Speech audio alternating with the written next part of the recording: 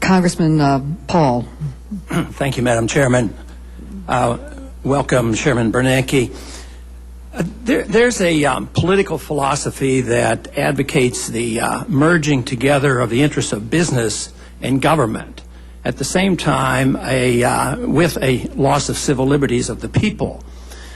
And I'm afraid we're moving in that direction, not just in the last year or two, but over many, many years. When you think about, especially since 9/11, there has been some loss of civil liberties that we shouldn't be unconcerned about. There are warrantless searches. There's no really financial privacy or medical privacy in this country. Habeas corpus has been challenged, as well as the internet privacy is being challenged. So civil liberties have been challenged.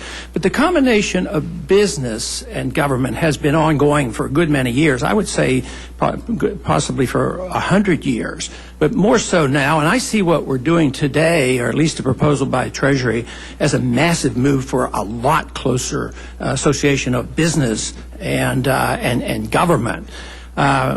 Most everybody's aware of the military-industrial complex and the combination of how military contractors and government are in bed together. Now we have a medical-industrial complex.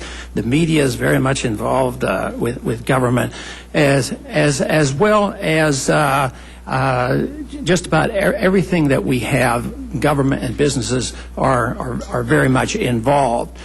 But the original purpose of our government was to regulate the government, and not for the government to regulate the people, because there really isn't any authority to people for the government to tell us what to do with our civil liberties or to run our businesses. I mean, if we believe in the marketplace, the market is supposed to be self-regulating, and there can be a case made for that.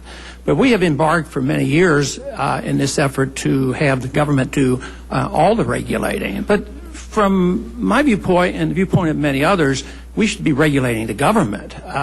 And we essentially don't. I mean, when you think about the authority, you as a chairman of the Federal Reserve and what the Federal Reserve can do, I mean, it really goes unaudited and very, very little oversight.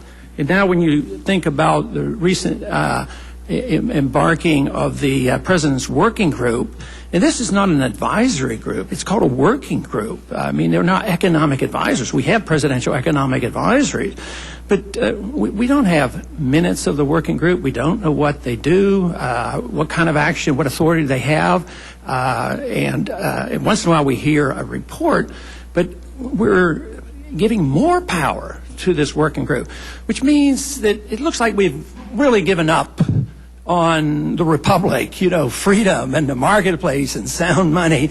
And all we accept is more encroachment of our civil liberties, more collusion between business and government. And it looks like this is a massive increase in the combination of government and big business.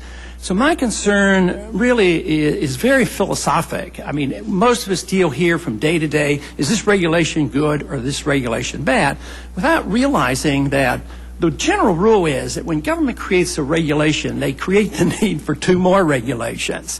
And the same way, when we allow our banking system to inflate the economy, it causes the bubbles to occur, and then we have to inflate to prevent them from breaking and deflating.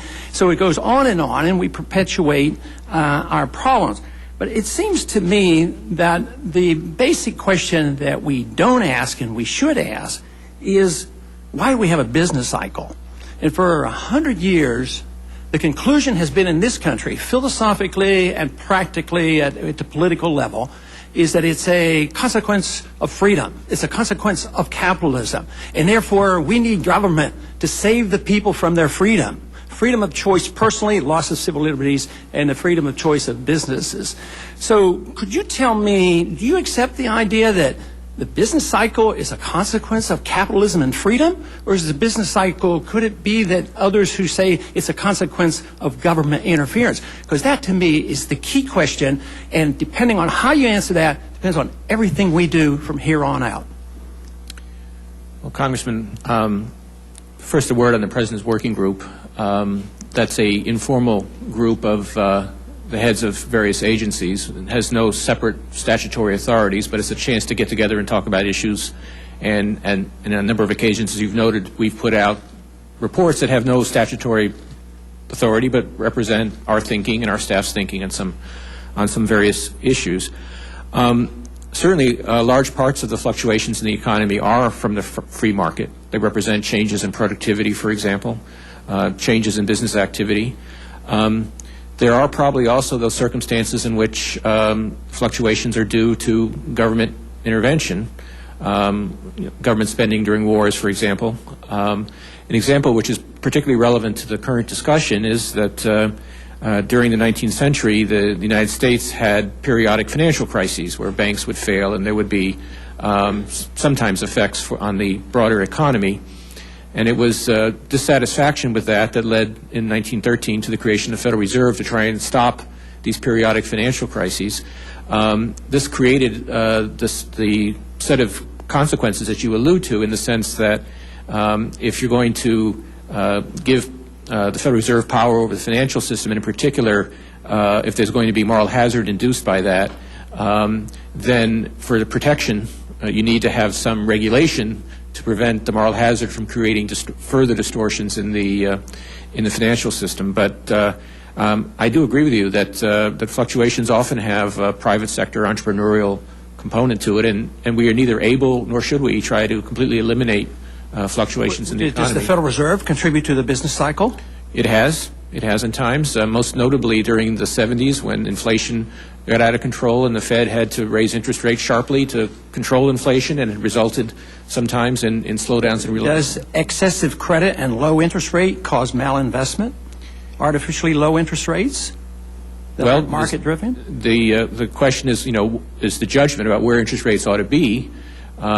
We have, of course, a mandate for maximum employment and price stability. We're trying to balance those obligations. So we could make mistakes and put the interest rate at the wrong place, and that would have negative impacts. I agree.